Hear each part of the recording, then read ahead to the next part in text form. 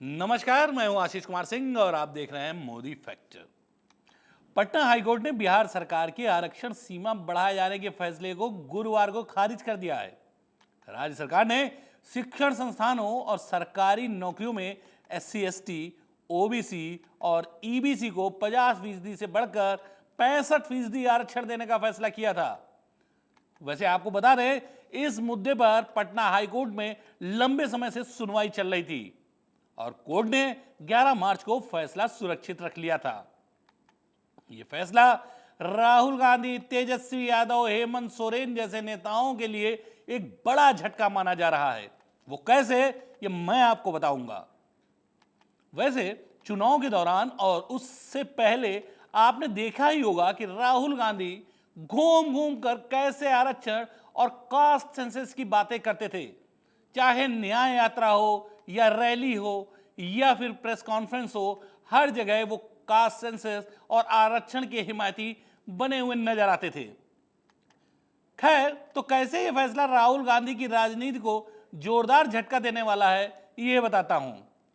देखिए, लोकसभा चुनाव खत्म हुए, मोदी की सरकार बन गई और बिहार, हरियाणा और झारखंड में चुनाव होने हैं। तो अब कैसे ये तेजस्वी, राहुल जैसे नेता जनगणना और आरक्षण बढ़ाने के मुद्दे पर लड़ पाएंगे? अब विधानसभा के चुनाव में तो ये मुद्दा उठा नहीं पाएंगे, क्योंकि कोर्ट ने सारी सच्चाई सामने ला दी है। अब केंद्र में तो इनकी सरकार है नहीं और कोर्ट के फैसले के बाद साफ हो गया है, ये जो राज्य सरकार आरक्षण बनाने को लेकर कानून बना देती है, उसका कोई मतलब नहीं होता बॉस। ये सारा काम वो सिर्फ जनता को मूर्ख बनाकर वोट हासिल करने की कवायद भर होता है और इससे ज्यादा ये कुछ नहीं होता है। कांग्रेस, राष्ट्रीय जनता दल, जेडीयू जैसे दल जब चुनाव में आरक्षण और जातीय जनगणना की बात उठाकर राजनीति कर रहे थे, तो राहुल और उनके साथी विपक्षी लगातार बोल रहे थे कि हमारी सरकार आ गई तो खटाखट 65% आरक्षण दे देंगे।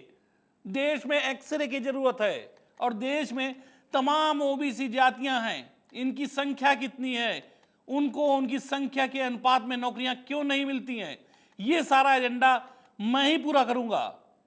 देखिए, बिहार में जब नीतीश कुमार तेजस्वी के साथ बिहार की सरकार में थे, तो उन्होंने जातीय जनगणना नहीं, जातीय सर्वे करवा दिया, क्योंकि सच्चाई तो यही थी कि जातीय जनगणना तो भाई सिर्फ केंद्र करा सकता है, इसका अधिकार तो संविधान ने उसे ही दिया हुआ है।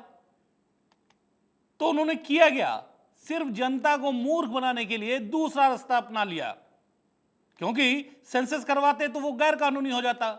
तो इन्होंने इसका नाम दे दिया सर्वे, और सर्वे करने के बाद क्या कहा कि देखो जी, हमारे पास तो पूरी लिस्ट आ गई है और अब जिसकी जितनी जनसंख्या है उसी के मुताबिक उसे नौकरी देंगे।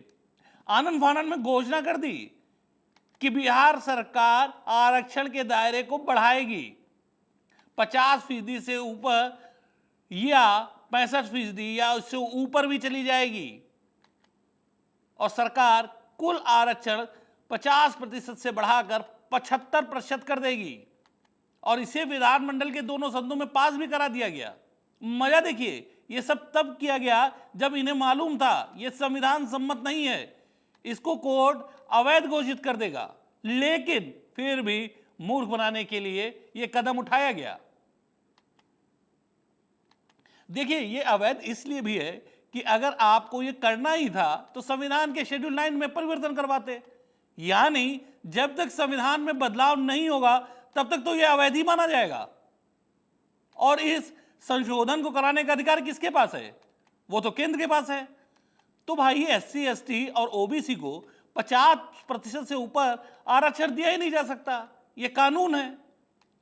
लेकिन ये सब कुछ जानते हुए, सिर्फ वोट की राजनीति के चलते इतना बड़ा मूर्ख बनाने वाला फैसला कैसे कर लिया था? अब तो जनता के सामने सच्चाई आ ही गई, उसे पता ही चल गया है कि आरक्षण बनाने वाला जो फैसला था वो कानून सम्मत था ही नहीं, सिर्फ मूर्ख बनाया गया। देखिए, इनको सिर्फ इन्हीं सब बातों पर राजनीति करनी है, देश के विकास की बात तो इनके एजेंडे में है ही नहीं। इन्हें सिर्फ लोगों को बरगलाना है कि हमें जिता दो तो फ्री में बिजली देंगे, पानी दे देंगे, स्कूटी दे देंगे, मोटरसाइकिल दे देंगे, रेल भी फ्री कर देंगे। यही नहीं, इनका बस चले तो हवाई जहाज भी फ्री करने की घोषणा कर दें।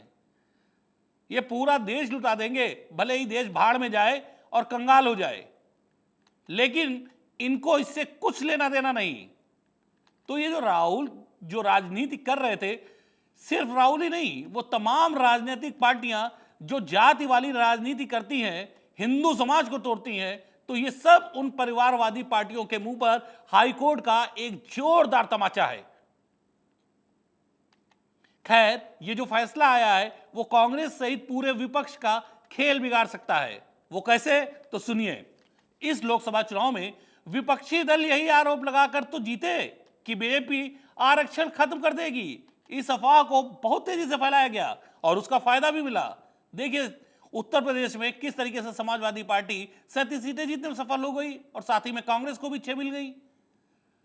तो सारा खेल तो इस अफवाह का ही था कि बीजेपी आरक्षण खत्म कर देने वाली है। अब ऐसी स्थिति में संविधान के 9 शेड्यूल में बदलाव बीजेपी ही कर सकती है, क्योंकि आज की तारीख में केंद्र में उसकी सरकार है और ये लोग तो विपक्ष में हैं। भाई, इंडी गठबंधन विपक्ष में है, एनडीए की सरकार है। तो बीजेपी 9 शेड्यूल में अगर अमेंडमेंट करना चाहेगी, इनका आरक्षण बनाना चाहेगी, तो आसानी से कर देगी। उसकी फिर न्यायिक समीक्षा भी नहीं हो सकती है। हालांकि सुप्रीम कोर्ट का एक आदेश है कि वो चाहे तो न्यायिक समीक्षा इस शेड्यूल 9 में जो आप इनलिस्ट करते हैं उसकी भी वो कर सकता है। फिलहाल उसमें कभी विस्तार से बाद में जाऊंगा, लेकिन जो मैं बता रहा हूं कि आज बीजेपी की सरकार है, वो चाहे तो आरक्षण बढ़ा सकती है। फिर जो आज नीतीश कुमार जो बीजेपी के पाले में है, तो ये जब विपक्ष में थे तो ये सब उन्हीं का करा धरा है। अब कोर्ट के फैसले के बाद नीतीश एक बार फिर सरकार पर रिजर्वेशन बढ़ाने का दबाव बना सकते हैं और विपक्षी दल भी यही सब बयान दे रहे हैं। आरजेडी बोल चुकी है कि मैं तो सुप्रीम कोर्ट जाऊंगा। तो ये लोग तो इस बात पर अभी खामोश बैठने वाले नहीं हैं।